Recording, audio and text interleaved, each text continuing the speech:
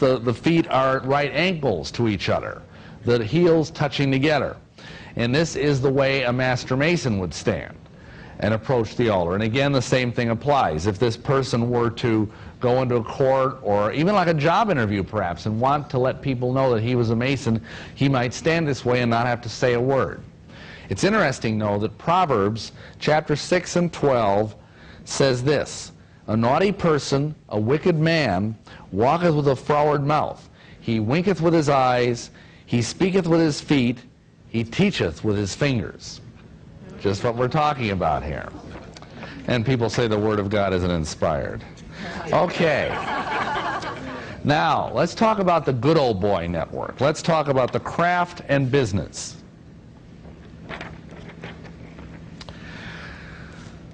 Masonry has been around a long time, and it has been used as a way to get ahead in business for a long time.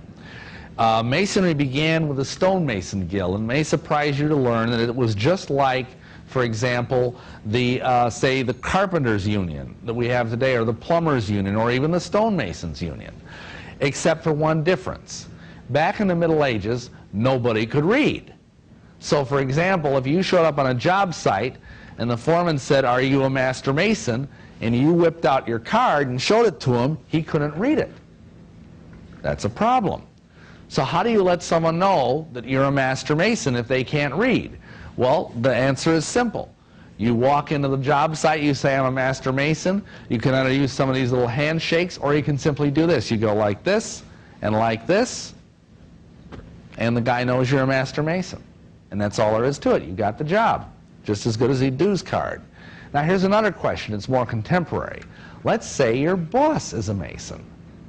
Let's say that you're up for a promotion and the guy that's competing with you for that promotion is a Freemason. Who do you think is going to get that job? I'll give you a clue. It ain't going to be you. Another thing that Masons do is they use the lodge to network. And this is especially the case with doctors and lawyers. Because doctors and lawyers, it used to be, their codes of ethics would not allow them to advertise. I know all of you are probably sick of seeing commercials for lawyers now. But, you know, back in my day, when I was, say, maybe 20, 25 years old, lawyers were not allowed to advertise. And so the only way they could advertise was through the lodge or through similar fraternal organizations. They would develop networks, and that's how they would get referrals. So then we have the whole thing of discounts. I've already alluded to that, for example, you can walk into a store, and if you're a Mason, you say certain little funny words, and they'll give you a discount. And then, of course, the question becomes, how many large corporations are being run today by Masons? Many, many of them. Just one example. How many of you know that Dave Thomas, the guy that owns Wendy's, he's a 33rd degree Mason? Might want to rethink where you buy your hamburgers.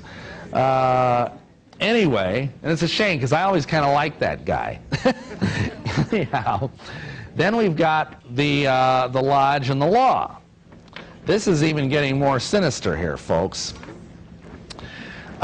Because of what I just mentioned, this whole issue of how lawyers used to build clients, there's always been a close association between the lodge and the law. Large numbers of lawyers and judges are Masons. In fact, in the old days, almost all lawyers were Masons. That's a little bit less true today, but and especially obviously if you're a female lawyer, you're not a Mason. But many judges and many lawyers are Masons. Additionally, throughout Europe and America, a disproportionate number of law enforcement people are Masons. In London, it was essentially required that one be a Mason to advance in Scotland Yard or the Metropolitan Police. Untold hundreds of sheriffs in this country and police chiefs are Masons. J. Edgar Hoover, for example, was a 33rd degree Mason.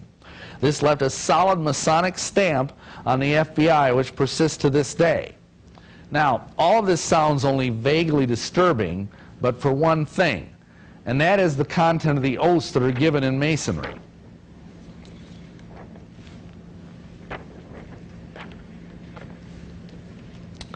For example, when you take the third degree oath of a Master Mason, one of the codicils in that oath says that you will warn a brother Master Mason of approaching danger so that he can get out of the way. Now let's say you're in the prosecuting attorney's office, or let's say you're a police officer, and you learn that a brother master mason is going to have a warrant served on him for his arrest. You're obligated by an oath to go and warn that mason so he can skip town before he's thrown in the clink. Another thing is that you will notice in the third-degree oath that you swear that you will keep the secrets of a master mason inviolate within your heart, murder and treason excepted. That means any crime except murder and treason, you are obligated by that blood oath to cover. If he's a rapist, if he's a child molester, if he's a thief, if he's an arsonist, any of that stuff, you have to conceal that. You are not allowed to talk about that. And that's true even if you're an officer of the court. Now it gets even worse. Let's say you're a 7th degree Royal Arch Mason in New York Rite. Then the oath is that you have to keep the secrets of a Royal Arch companion inviolate within your heart, murder and treason not accepted. In other words, you've got to keep everything secret. That guy could be an axe murderer. He could be a traitor to the United States like the esteemed Mason Benedict Arnold was. And the Masons would not be able to reveal that. This is pretty serious stuff. Now, let me give you a couple of examples of this. In many communities, especially in the South, try to bring a case against a Mason. You will not get very far, even in the so-called Bible Belt. True story, the boys and the juvenile court judge. There was a juvenile court judge in the Pacific Northwest who had a predilection for little boys. And basically, he presided over a lot of these juvenile delinquent type hearings, and many times, if he liked the boy would get off in exchange for meeting with the judge in chambers and exchanging certain favors, shall we say. Well, this fellow, they kept trying to bust him, and because he was surrounded by Masons, both in the courts and in the law enforcement, they would always cover up for him. Finally, one of the boys went and titled to the newspaper, and fortunately, the fellow who was the reporter was not a Mason. The story got out. The fellow apparently killed himself, but broken rocks were found in his pocket. Talk more about those broken rocks later. Another true story. There was a financial scam artist in London, and basically he was bilking all sorts of people out of money. And there was a Scotland Yard officer who was trying to nail this guy, and they couldn't get him, and they couldn't get him because the Masons in the yard and the Masons that were surrounding him were protecting him.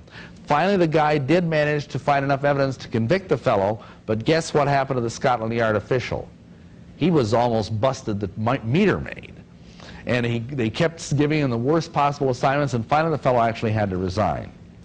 Then there's the case of the woman who was married to a Shriner.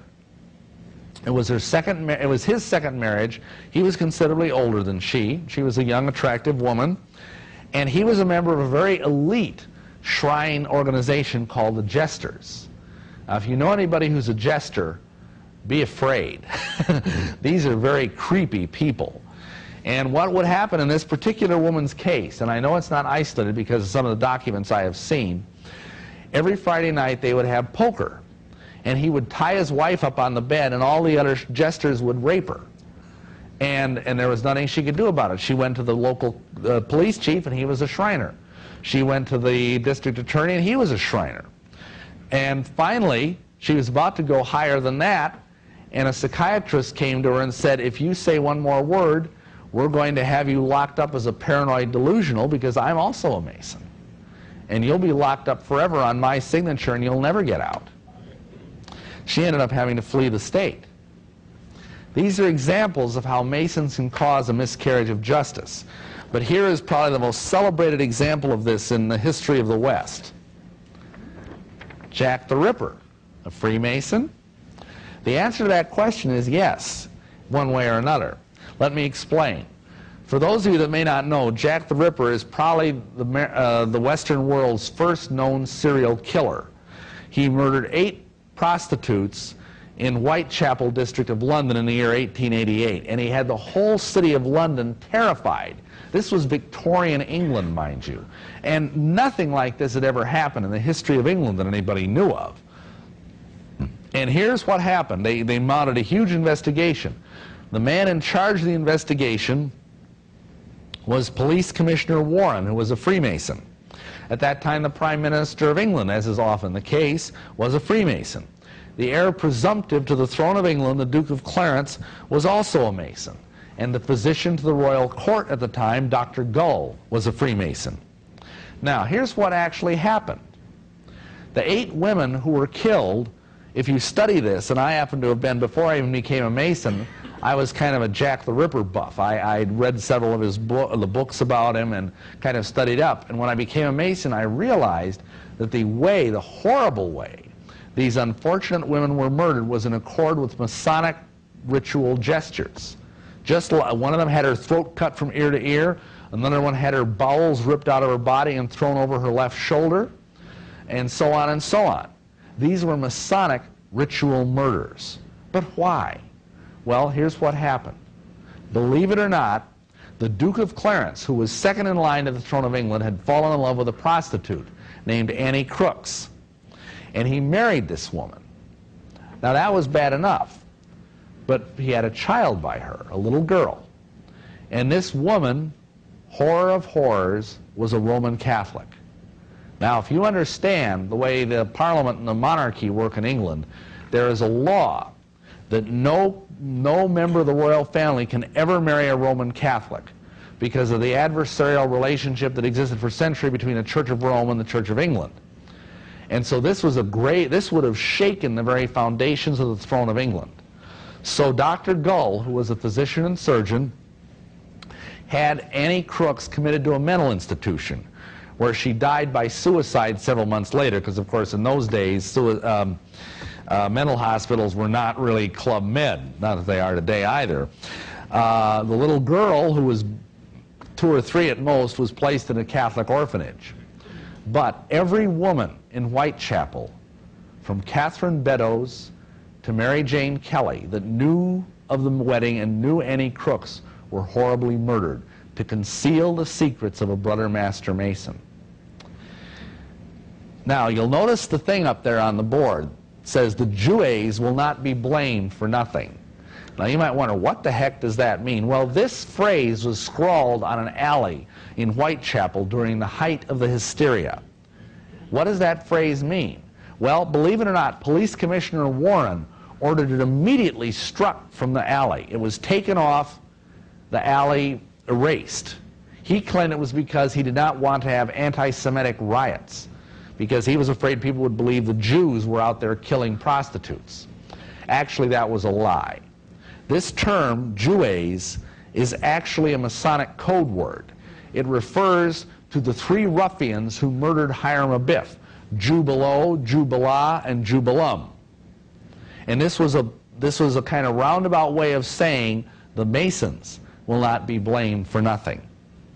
Now, if you want any further proof of this, I would direct your attention to what Jack the Ripper originally called himself, because he wrote letters describing his atrocities. And obviously, whether it was Dr. Gull or whether it was an accomplice who worked with Dr. Gull, we don't know.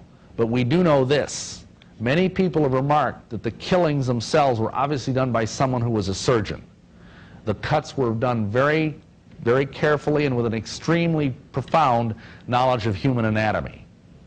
Anyway, the first time, before Jack was called Saucy Jack or Jack the Ripper, the first nickname he gave himself was Leather Apron. Now, every Mason, when they are made a Master Mason, is given a white lambskin or leather apron. That is the badge of a Mason. Now, this illustrates how Masonry can be used, and is often used, to conceal crimes, even for a century. Now, let's move on. We'll talk now about the craft and politics, everybody's favorite subject.